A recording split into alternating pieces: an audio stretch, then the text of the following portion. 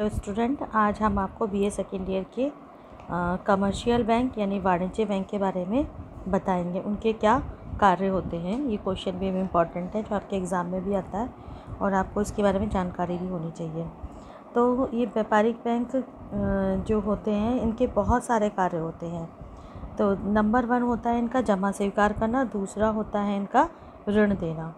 तो बैंक जो होता है वो अपना जमा कैसे स्वीकार करता है, तो बैंक अपने जो 2 प्रकार से करता है। एक होता है नंबर 1 शेयर बेचकर और दूसरा होता है जनता से जमा स्वीकार करके।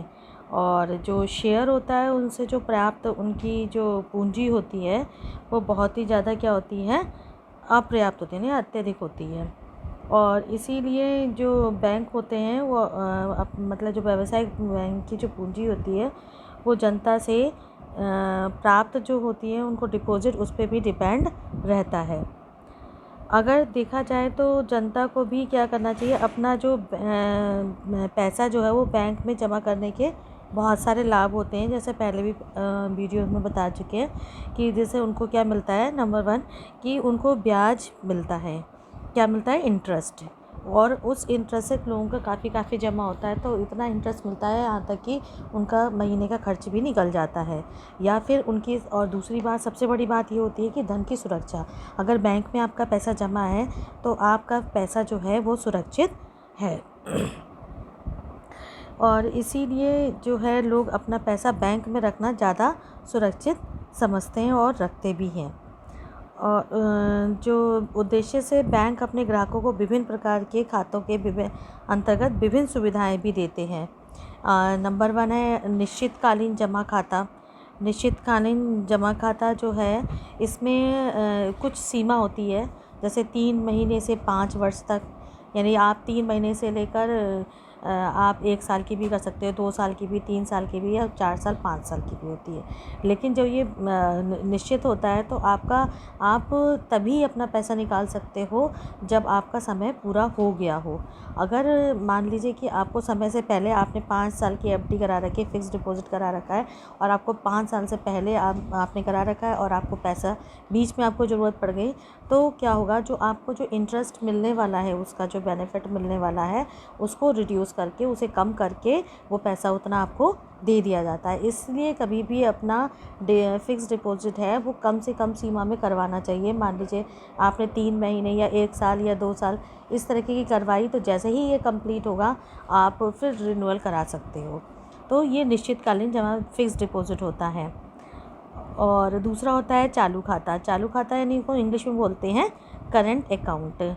इसमें चाहे आप कितनी बार भी अपनी जो पैसा है वो जमा करिए और निकाल भी सकते हैं। तो ग्राहकों को चेक बुक है, पे इन स्लिप बुक है और पासबुक दी जाती है। रकम केवल चेक से ही निकाली जाती है इसमें, चालू खाता में।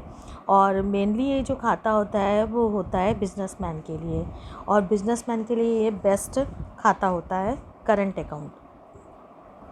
इस खाते की रकम पर कोई ब्याज नहीं दिया जाता है। कभी कभी सेवा व्यय वसूल कर लिया जाता है, क्योंकि न्यूनतम राशि कम रह जाने पर भी, और अगर मान लीजिए जितना आपका डिपॉजिट होना चाहिए और उससे भी कम है, तब आपको कुछ आपके ऊपर ब्याज लगना शुरू हो जाता है।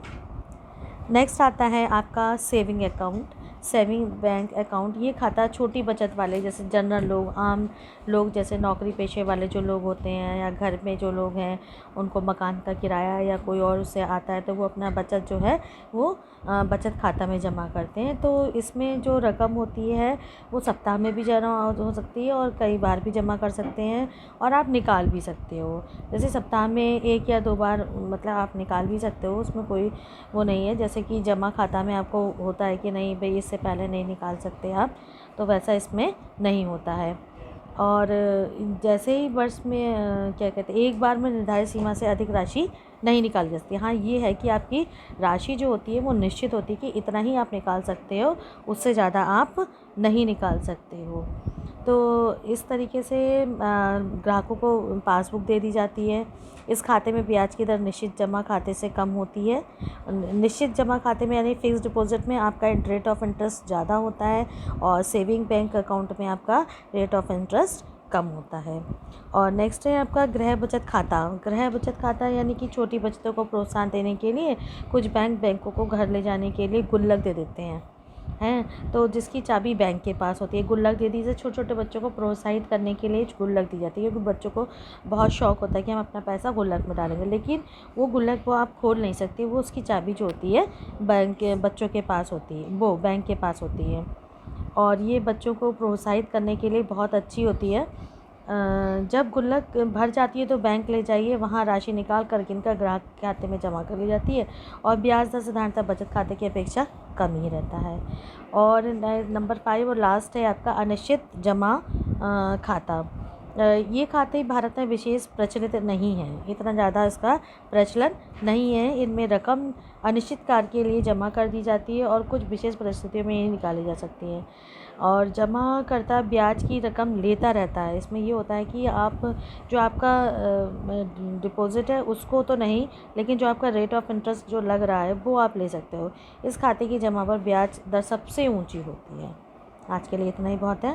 That's all.